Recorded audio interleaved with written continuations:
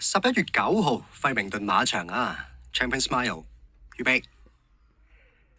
一出閘咧，最快彈出嚟咧就係白色衫黑帽嘅樂觀派啊！大外檔方面咧，側面進擊亦都唔慢啦，中間就先幻之王啊，拍住上緊嚟咧就係真年嬌旗啊！黃帽嗰筆係磁性先飛嚟嘅，咁啊再後少少嘅馬位啦，先有咧就生能源啦，就拍住出邊嘅精細線條比較厚啲，外邊呢仲有啲皇族本源啦，暫時個尾三到㗎，尾二位置到啦，見到係狂迷女孩啊，好天朗咧暫時係殿後嗰筆嚟嘅，前邊帶緊頭咧唔係話自己單騎領放，唔係大圖喎，嗰筆係真年嬌旗守住個第一位啦，第二位藍衫藍帽啊側面進擊，內能第三咧就先幻之王，然後中間第四位愛美寶啊，樂觀派縮翻住喺個第五位度㗎，後少少啦，外邊係精細線條啊，咁啊再後邊先有啲新能源啊，狂迷女孩暫時喺個三疊度，咁啊嗰匹好天朗依然都係殿後㗎，距離前領馬咧大概就8個馬位到啦，前邊帶緊頭依然都係真年嬌旗啊，側面進擊嘅上嚟第二度，咁啊後邊第三咧就係先幻之王啦，愛美寶第四㗎，